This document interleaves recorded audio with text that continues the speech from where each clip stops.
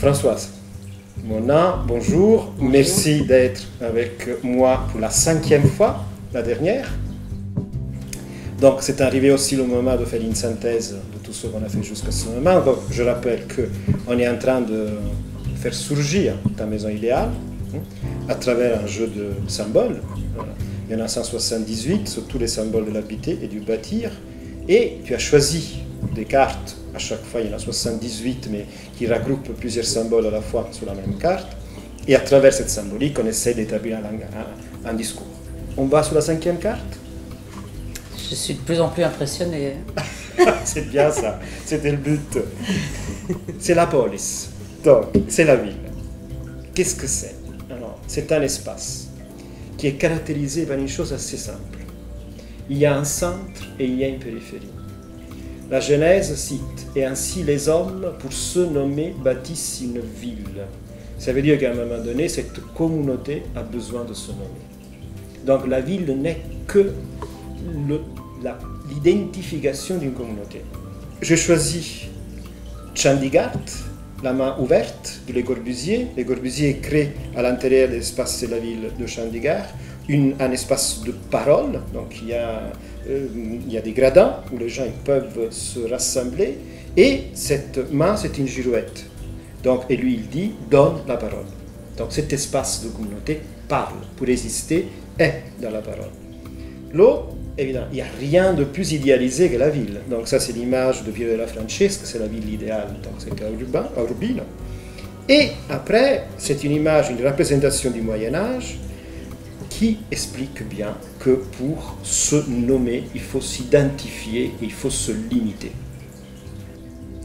Ah, et je sais que cette carte ne te plaît pas. Et c'est une carte raisonnable. Pas du tout. Au contraire, c'est que quand tu es totalement identifié, que tu peux faire ce que tu veux et tu peux aller le plus lointain possible sans t'égarer. La seule chose que je peux faire pour toi, et on termine comme ça, c'est qu'on va la faire une ville. Bon. Comme ça, tu verras exactement à quoi ça rime. Ok?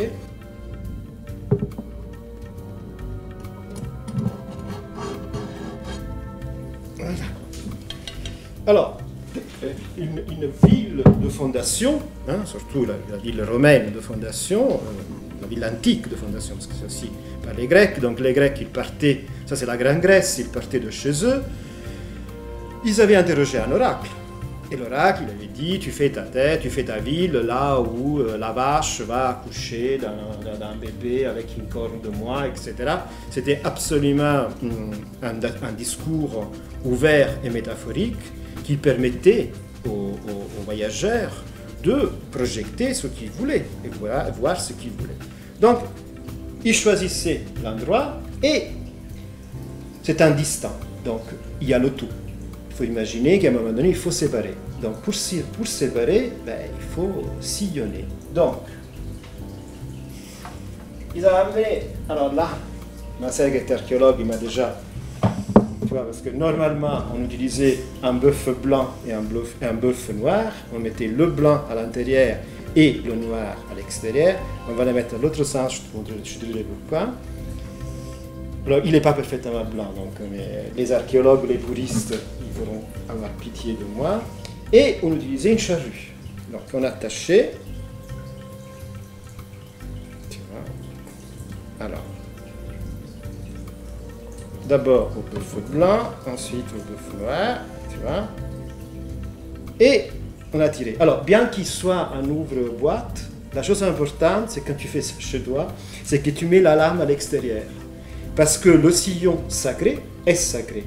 Et donc, la motte de terre, qui n'est pas sacrée, parce qu'elle est d'origine, il faut qu'il tombe à l'extérieur, jamais à l'intérieur.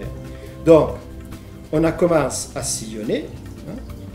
La terre, il va à l'extérieur. Et, par contre, on se pose la question, à un moment, on dit, mais comment on rentre dans cette ville? Donc, qu'est-ce qu'on fait? En correspondance des axes est-ouest et nord-sud, on soulève la charrue pour éviter de ne pas faire un sillon. Tu sais comment on dit en latin soulever? Portare, donc le nom de porte. La porte, ce n'est qu'un espace non sillonné. Parce que dedans c'est sacré, dehors c'est profane. Et il y a aussi une séparation de genre. Dedans c'est féminin et dehors c'est masculin. Qu'est-ce qu'on fait? Dans le sillon, on va mettre tous les symboles de la virilité. Notamment, on va mettre des rubans qui sont des rubans rouges et jaunes.